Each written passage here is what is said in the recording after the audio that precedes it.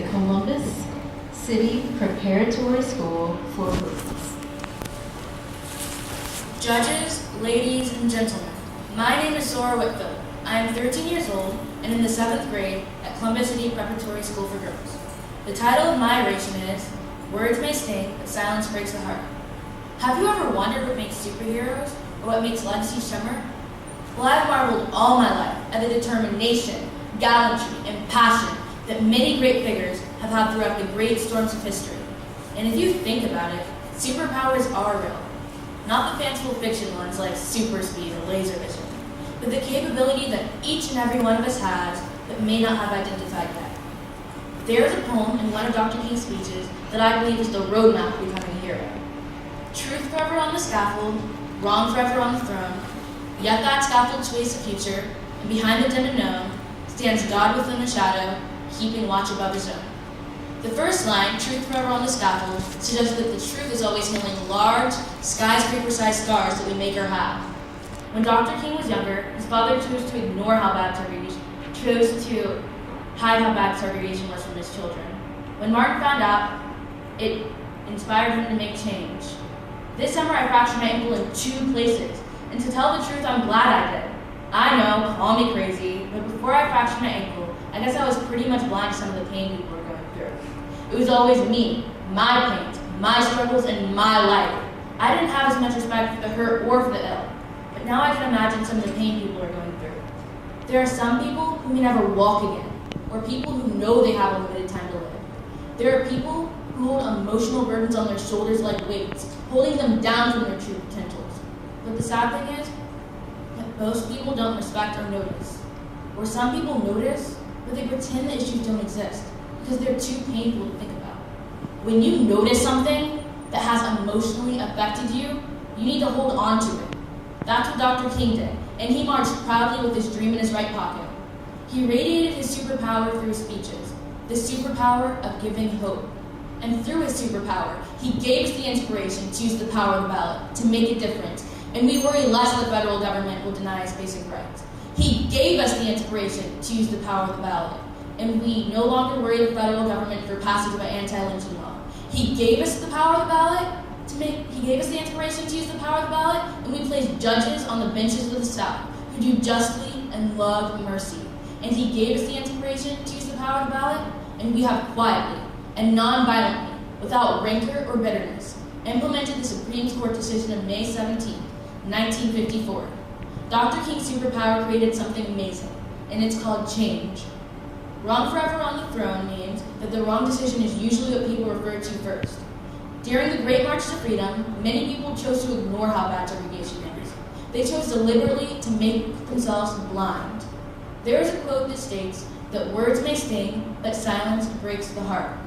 Yet that scaffold continues to sway the future, giving us all hope, though we must choose to use the hope to make change. Now we're back to the core question. What makes superheroes? How can I make my legacy shimmer? Well, first you need to find your cause, like mine, and seeking to become more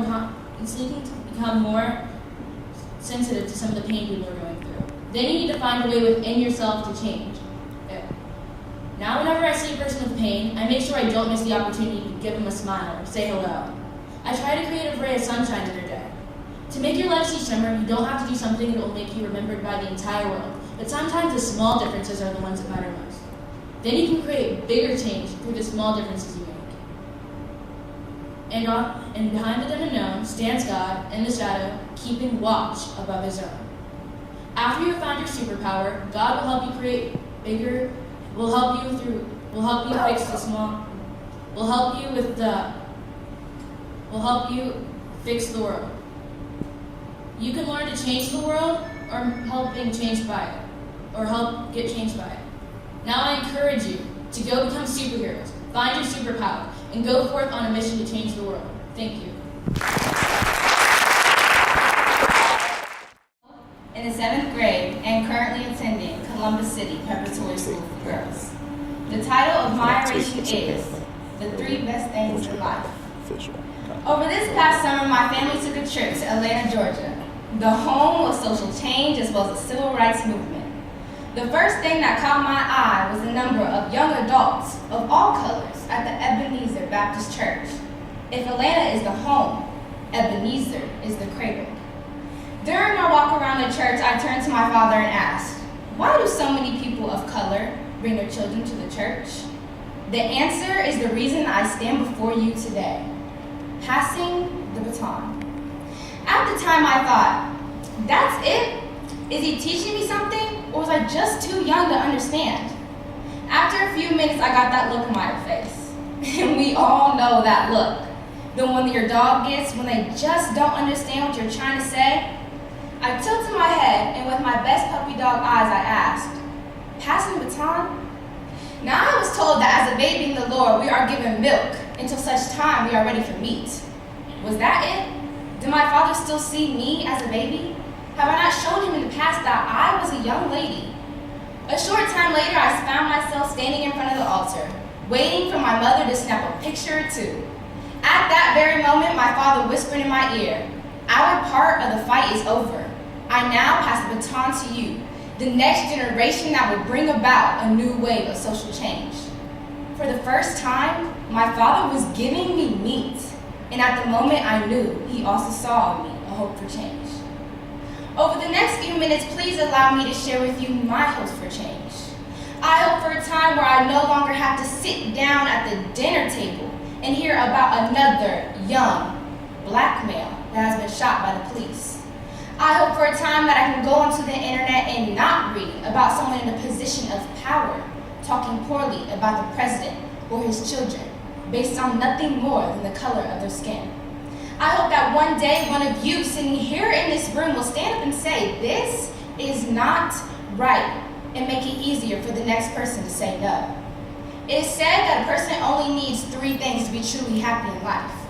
For someone to love, something to do, and something to hope for. But hope without work is only a wish. So all of my hopes for change start in just one place, the ballot box. Thomas Peterson was the first black man to vote under the 15th Amendment. That was in 1870. Today, some people say that more young people of color vote for the next American Idol than the President of the United States. They have taken your eyes off of the prize. I don't think this is what we wanted when we stated, give us the ballot, a hope for change. The only ballot we must take is the electoral ballot. The ballot is the new front of the battle for social change. The enemy has already gotten the jump on us by using things like ID cards to vote, a direct shot at the poor and elderly. In states with thousands of eligible black voters, they can no longer present college IDs to vote, but a license for a concealed handgun is just fine. In southern states, they are taking away voting polls on bus routes, again, another shot at the poor. Early voting is being taken away, making it harder for working families to vote. In closing, I would like to say 2 things. First, to the brothers, I may be willing to follow, but first you have to show me you can lead. And to the ladies, remember, no well-behaved woman seldom made history. So, ladies and gentlemen, now it's my turn to whisper into your ear. It's time to watch me misbehave. Thank you.